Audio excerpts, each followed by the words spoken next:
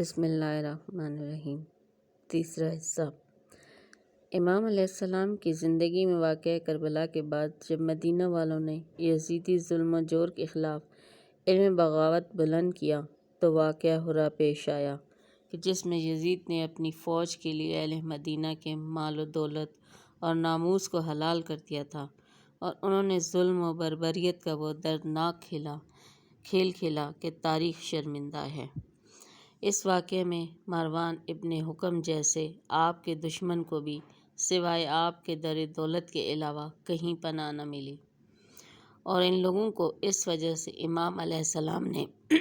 اپنے گھر میں پناہ دی تھی تاکہ تاریخ اور لوگوں کے لیے ایک عظیم درس مل جائے کہ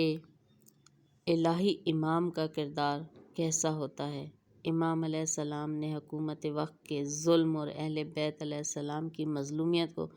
اپنی دعاؤں میں بیان کرنا شروع کیا، اور ان دعاؤں میں لوگوں کو تعلیم دینا شروع کی۔ چنانچہ امام علیہ السلام کی دعائیں مومنین میں رائج ہوتی چلی گئیں، اور ان دعاؤں میں حاکم وقت کی حقیقت اور اس کے ظلم و جور کی طرف اشارہ کیا گیا تھا، اور لوگوں کے ذہن کو ان سازشوں کی طرف متوجہ کیا گیا جو حکومت وقت تعلیمات دین کو ختم کرنا چاہتی ہے اور مقام اولیاء اللہ اور اصفیاء اللہ پر قبضہ کرنا چاہتی ہے، نیز حلال و حرام میں تحریف کرنا چاہتی ہے اور سنت رسول کو نابود کرنا چاہتی ہے۔ چنانچہ امام سجاد علیہ السلام نے ان سخت حالات کا مقابلہ اپنی دعاؤں کے ذریعے کیا، اور ان دعاؤں کے مجموعے کو صحیفہ سجادیہ کہا جاتا ہے۔ امام کی یہ عظیم میراث ہمارے لیے ہر زمانے کے لیے حقیقت کو واضح کر دیتی ہے۔ امام سجاد علیہ السلام کی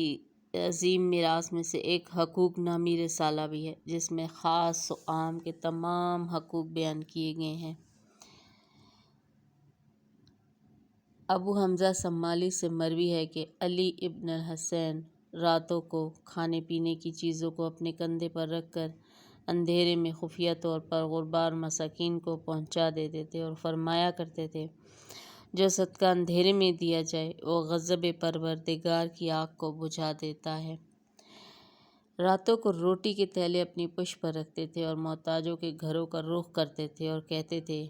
رازداری میں صدقہ غضب پروردگار کی آگ کو بجھا دیتا ہے۔ ان تھیلوں کو لادنے کی وجہ سے آپ کی کمر مبارک پر نشان پڑ گئے تھے، اور جب آپ کا وصال ہوا تو آپ کو غسل دیتے ہوئے وہ نشانات آپ کے بدن پر دیکھے گئے۔ آپ کا ایک چچا زاد بھائی ضرورت مند تھا، اور آپ راتوں کو شناخت کرائے بغیر آپ کو چند دینار پہنچا دیتے تھے، اور وہ شخص کہتا تھا علی ابن الحسین قرابت کا حق ادا نہیں کرتے، خدا انہیں اپنے اس عمل کا بدلہ دے۔ امام اس کی باتیں سن کر صبر و بردباری سے کام لیتے تھے، اور ضرورت پوری کرتے وقت اپنی شناخت نہیں کراتے تھے۔ جب امام کا انتقال ہوا تو وہ احسان اس مرض سے منتقل ہوا، اور وہ سمجھ گیا کہ وہ نیک انسان امام علی ابن الحسین ہی تھے۔ چنانچہ آپ کے مزار پر حاضر ہوا اور زار و قطار رونے لگا۔ در حقیقت کربلا میں سید الشہداء علیہ السلام کی عظیم تحریک کو اسیران آل محمد کی تبلیغی تحریک نے زندہ و جاوید کر دیا تھا،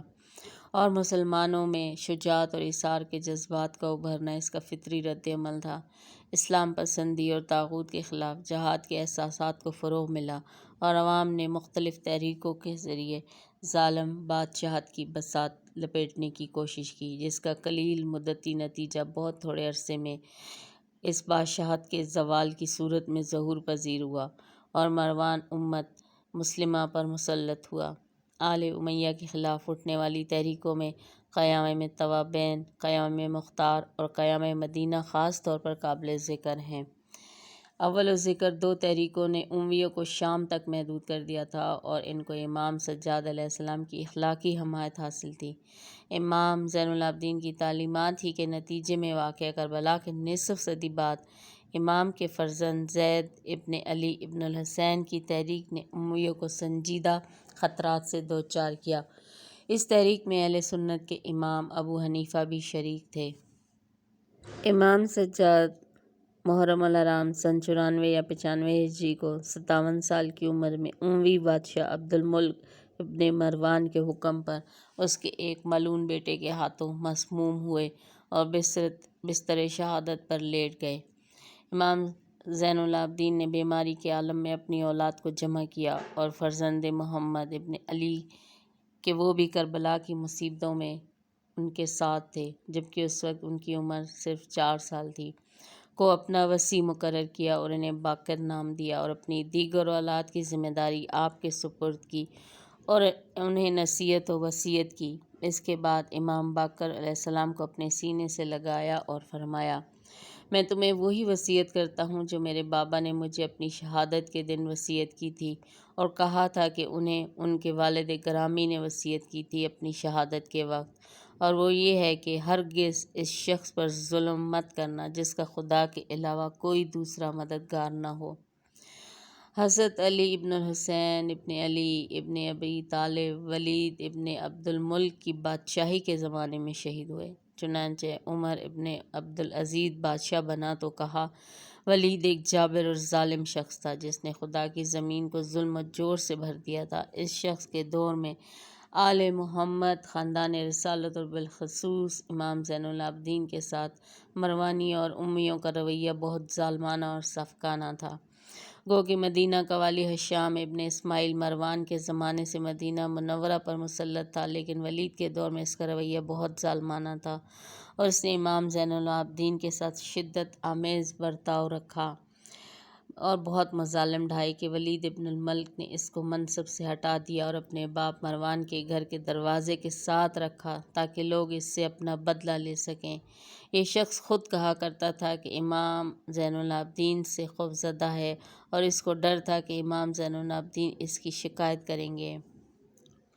امام زین العابدین اپنے اصحاب کے ہمراہ مروان کے گھر کے سامنے گزرے جہاں ہشام ابن اسماعیل کی شکایتیں ہو رہی تھیں، لیکن امام اور آپ کے ساتھیوں نے ایک گرے ہوئے منکوب شخص کی کسی سے کوئی شکایت نہیں کی اور ہشام چلا اٹھا کہ خدا خود ہی جانتا ہے کہ اپنی رسالت کو کس خاندان میں قرار دے۔ روایت میں ہے کہ امام سجاد نے معزول مروانی گورنر کو اس کے تمام مظالم و جرائم بھلا کر پیغام بھیجا کہ اگر تم تنگ دست ہو تو ہم تمہاری مدد کے لیے تیار ہیں۔ مورخین کے درمیان اختلاف ہے، بعض کا کہنا ہے کہ امام زین العابدین ولید ابن عبد الملک کے ہاتھوں مسموم ہوئے اور بعض دوسرے کہتے ہیں کہ آپ کو ولید کے بھائی ہشام ابن عبد الملک نے مسموم کیا۔ دونوں ہی صورتوں میں حقیقت تو یہ ہے کہ خواہ ہشام ہو یا کوئی اور، وہ یہ کام ولید کی اجازت کے بغیر نہیں کر سکتا تھا۔ چنانچہ ولید ابن عبد الملک ابن مروان ابن العاص روح سیاہ ہی امام سجاد کا قاتل ہے۔ چنانچہ آپ کی شہادت کی خبر جنگل کی آگ کی مانند پورے شہر مدینہ میں پھیل گئی اور لوگ جنازے میں شرکت کے لیے جمع ہو گئے۔ سید ابن مسیب روایت کرتے ہیں کہ جب امام زین العابدین شہید ہو گئے تو مدینہ کے تمام باشندے، نیک انسانوں سے لے کے برے کردار انسانوں تک، سب کے سب آپ کے جنازے میں شریک ہوئے۔ سب آپ کی تعریف و تمجید کر رہے تھے اور اشکوں کے سیلاب رواں تھے۔ امام کے جنازے میں سب نے شرکت کی، حتیٰ کہ مسجد النبوی میں ایک شخص بھی نہیں رہا جو اس جنازے میں شریک نہ ہوا۔ امام سجاد زین العابدین کا ایک اونٹ تھا جو 22 مرتبہ آپ کے ہمراہ سفر حج پر گیا تھا اور حتیٰ کہ امام نے ایک بار بھی اس کو تازیانہ نہیں مارا تھا۔ امام نے اپنی شہادت کی سفارش کی کہ اس اونٹ کا خیال رکھا جائے۔ جب امام نے شہادت پائی تو اونٹ اٹھ کر سیدھا امام کی قبر مطہر پر جا پہنچا اور قبر پر گر گیا، جبکہ اپنی گردن زمین پر مار رہا تھا اور اس کی آنکھوں سے اشک رواں تھے۔ امام محمد باقر اطلاع پا کر اپنے والد کی قبر پر پہنچے اور اونٹ سے کہا، آرام ہو جاؤ اور پرسکون ہو جاؤ، اٹھو، خدا تجھ کو مبارک قرار دے۔ اونٹ پرسکون ہو گیا اور اٹھ کر چلا گیا، لیکن تھوڑی ہی دیر بعد واپس لوٹا اور اپنی پہلے والی حرکتیں دہرائیں اور امام باقر نے آ کر اس کو پھر لوٹا دیا، لیکن تیسری مرتبہ وہ پھر قبر پر پہنچا تو امام باقر نے فرمایا، اونٹ کو اپنے حال پر چھوڑ دو کیونکہ وہ جانتا ہے کہ عنقریب مر جائے گا۔ روایت میں ہے کہ امام سجاد زین العابدین کی شہادت کے 3 دن مکمل نہیں ہوئے تھے کہ اونٹ بھی دنیا سے رخصت ہو گیا۔